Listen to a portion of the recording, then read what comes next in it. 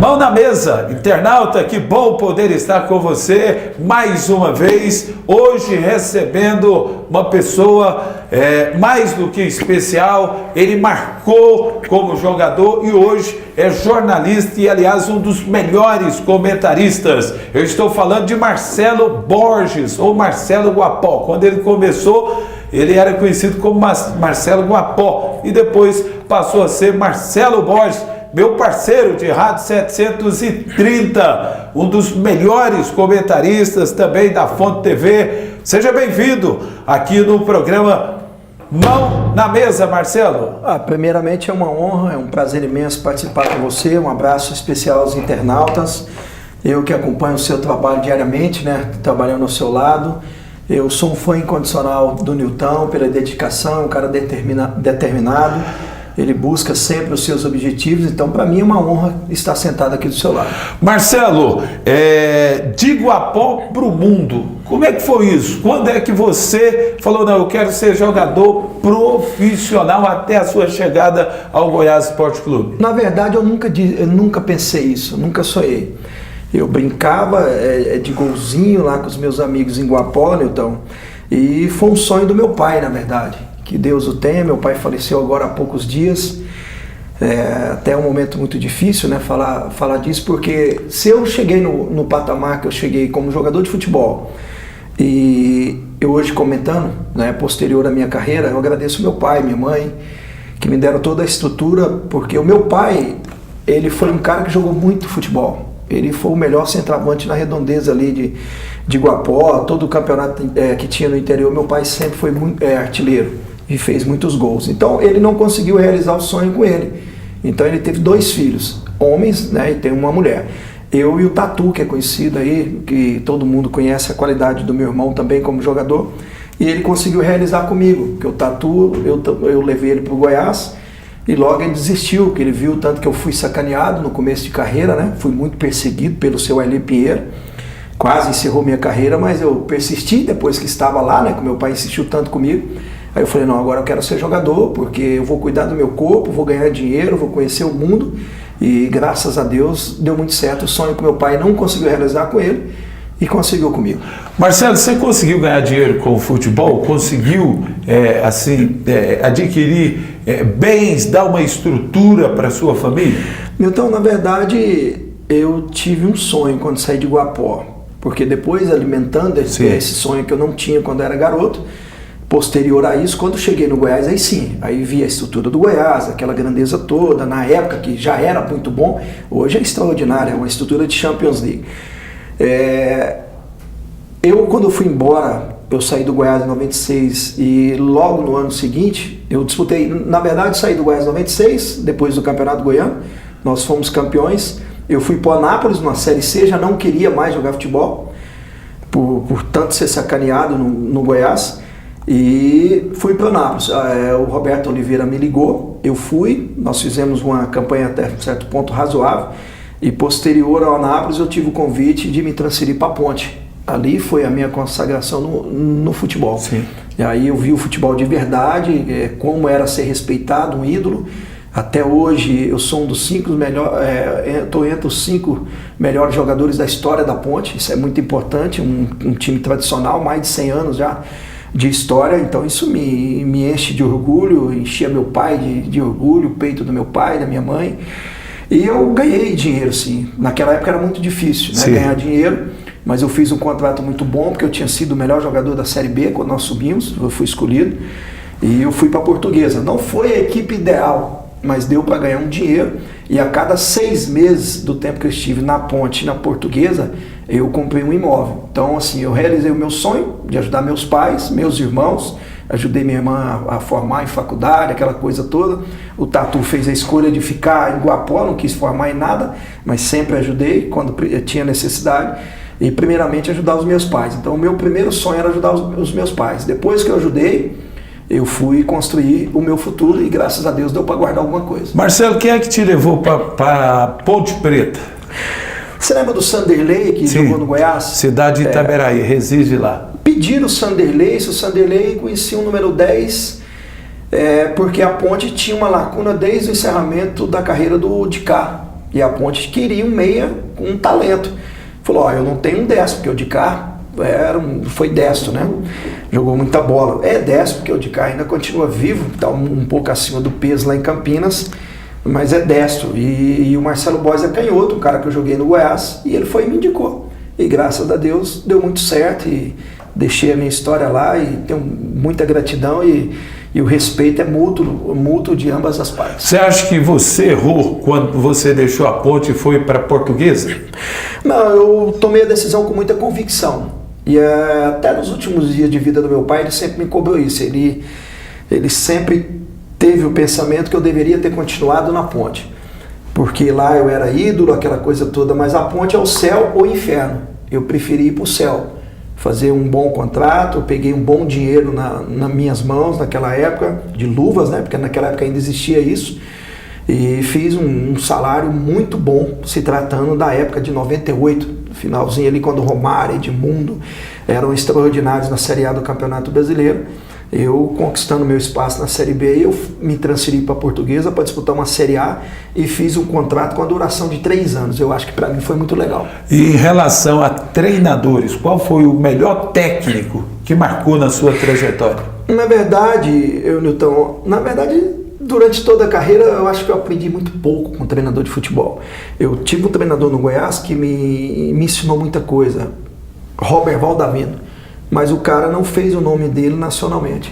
Ele foi para o Japão, ganhou muito dinheiro, tem um histórico muito bonito aqui no Vila, muito respeitado pelo torcedor vilanovense, mas ele chegou num patamar na carreira dele que ele já tinha ganho muito dinheiro e não focou no futebol brasileiro, ele focou mais no futebol do exterior e não conseguiu fazer o seu nome aqui. Depois eu tive o Adilson Batista no América de Natal, nós fomos campeões, Potiguar, um cara que me ensinou muito, passou por aqui e foi mandado embora, foi chamado de retranqueiro, aquela coisa toda, no Atlético Goianiense, mas é um cara que me ensinou muito também. E tive o Zagallo na Portuguesa.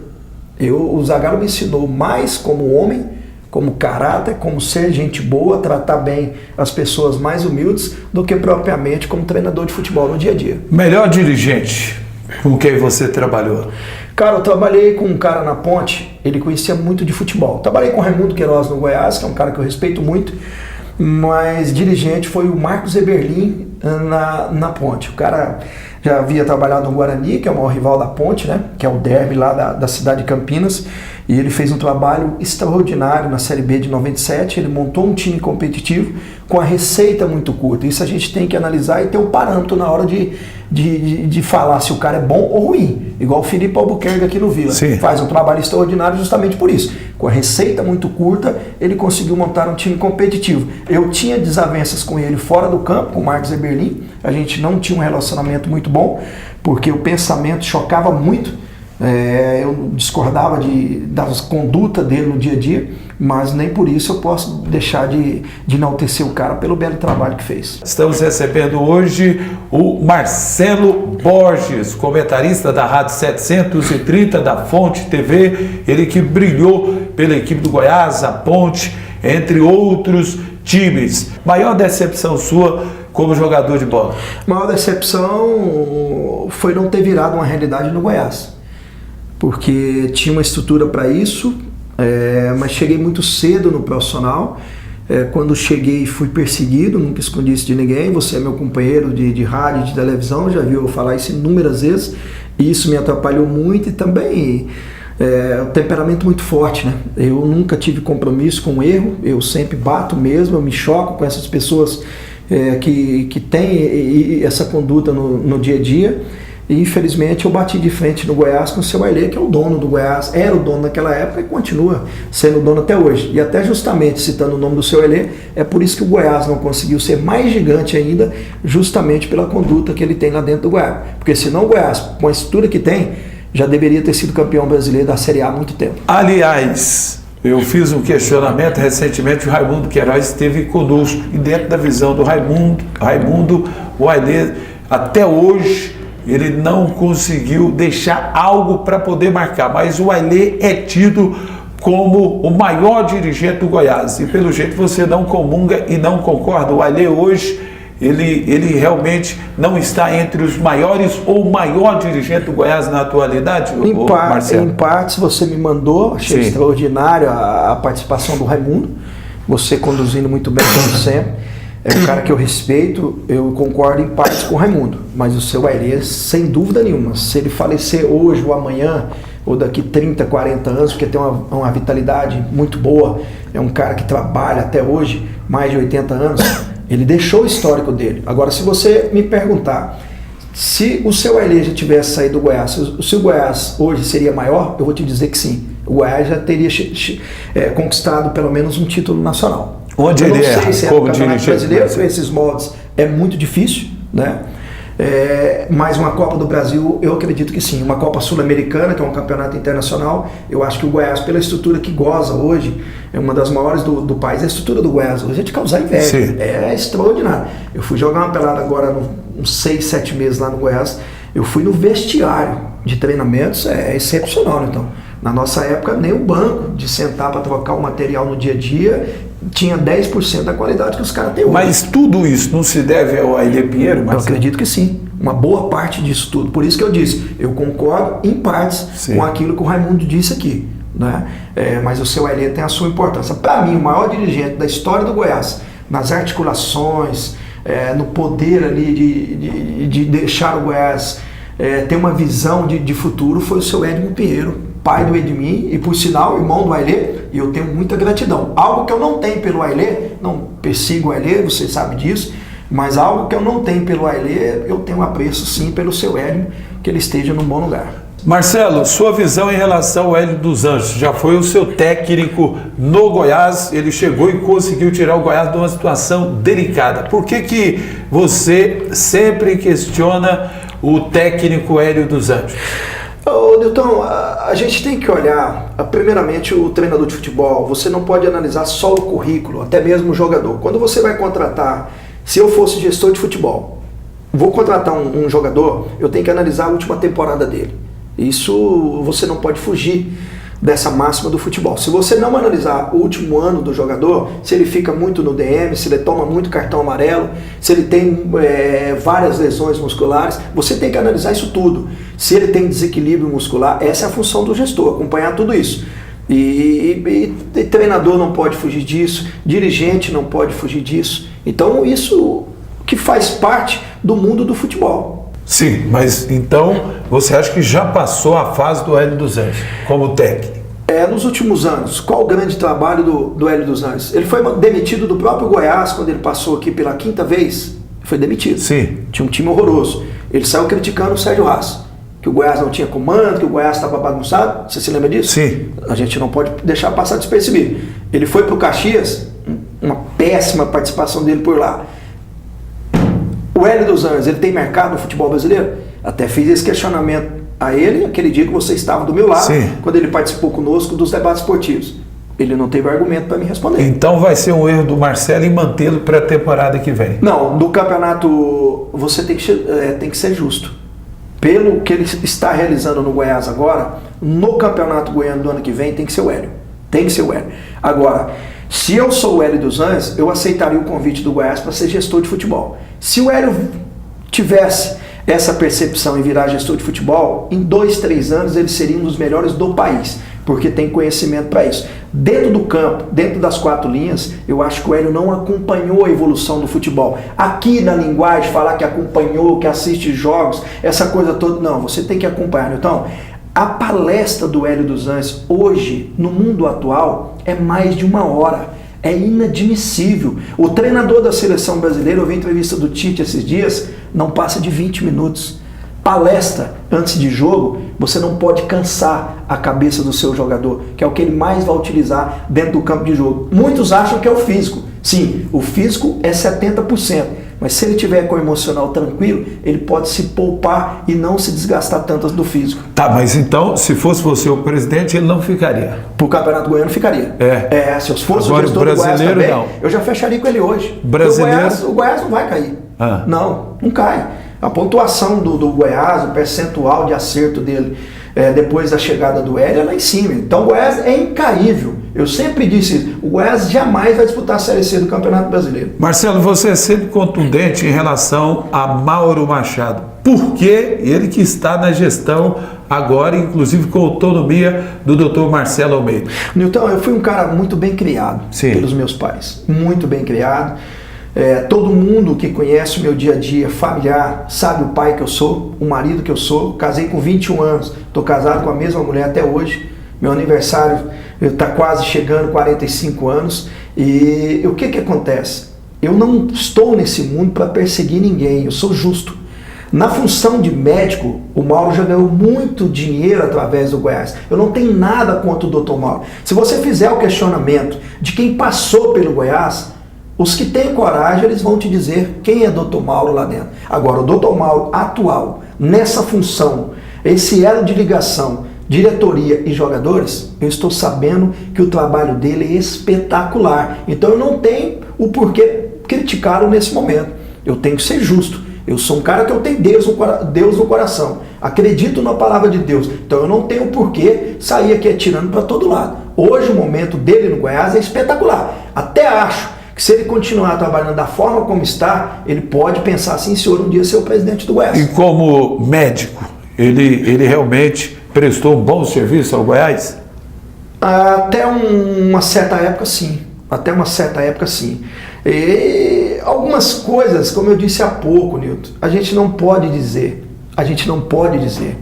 Porque eu não quero expor ninguém. Mas eu peguei uma época no futebol que os caras usavam muito infiltração, aquela coisa toda. Isso aconteceu comigo, certo?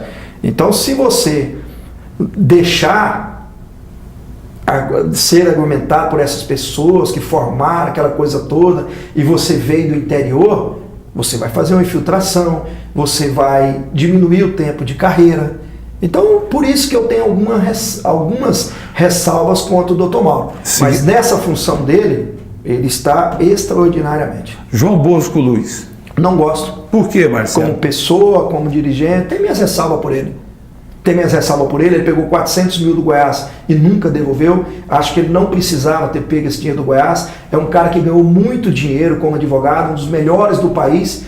Eu acho que o cara que chega no patamar, que no nível dele, no patamar que ele se condicionou, ele não pode pegar 400 mil de uma instituição. Então eu, como ex-jogador do Goiás, eu posso chegar lá e pegar 400 mil emprestado para pagar em suaves parcelas? Não, ele não tem esse direito. Na época do Dr. João Bosco Luiz, alguns jogadores treinavam de manhã, à tarde, no outro dia não apareciam mais. Aí você ia olhar 2, 3 meses depois, estava no Santos, estava no São Paulo, estava no Grêmio, no Internacional. Por isso que eu critico muito. E se eu tivesse papel nas minhas mãos, eu processava algumas pessoas que passaram pelo Goiás. E o João Bosco seria uma delas? Eu processaria. E em relação ao Henderson Moreira, você sempre na época dele falava, enaltecia ele como treinador, mas fora de campo... O Henderson Moreira, então, existe o mundo do futebol. Internamente, tem coisas que acontecem que quem está do outro lado aqui nunca vai ficar sabendo. Nunca vai ficar sabendo. O Neto Baiano, em treinamento do Goiás, ele falava para todos que estavam ali, ouviram o que ele disse inúmeras vezes. Se não me colocar para jogar como titular, vai ter que devolver o meu dinheiro. Vai ter que devolver o meu dinheiro. Ele pegou uma boa luva do Goiás, naquela época, e 2, 3 rodadas depois arrumaram um jeito dele ser titular no time do Goiás. Arrumaram um jeito de colocar o Sacha. Insistiram tanto com o Sacha, insistiram tanto com o Léo Bonatini. Será que não tinha nenhum esquema ali dentro? Eu que pergunto, tinha ou não? Ué, todo mundo sabe que tinha. Só que eu não tenho papel, eu não posso provar. Marcelo, jogo rápido, curto, aqui no programa Mão na Mesa. Obrigado por ter participado conosco. Sucesso para você como jornalista. E, aliás, para a gente fechar, quem é que teve a ideia de trazer você para ser comentarista? Cara, foi o Alípio Nogueira que teve essa iniciativa através do Cocá. Eu vim falar de um jogo que eu fiz na rádio, eu não me lembro o ano, eu comecei em 2010, e eu fiz um jogo beneficente da minha cidade, 14 anos. Aí levei Leonardo, Zezé de Camargo, os jogadores que estavam lá em cima, aqueles que tinham jogado comigo no Goiás. Eu sempre valorizei muito isso, né? As pessoas que começaram lá no começo de tudo, e isso que é o interessante. ter gratidão pelas pessoas. Acho que é por isso que eu sou um cara muito abençoado por Deus. E eu falei desse jogo, e o Alípio disse que eu falei com muita naturalidade, mas no começo hoje eu melhorei muito. No começo eu era muito ruim, cara, eu tinha medo. Quando o Alípio me perguntava alguma coisa nos debates esportivos, eu transpirava mais do que em campo quando jogava. Valeu! Conosco aqui no programa Mão na Mesa, Marcelo Borges, comentarista da Rádio 730 da Fonte TV, ídolo do Goiás, da Ponte Preta, foi o nosso convidado aqui no programa Mão na Mesa.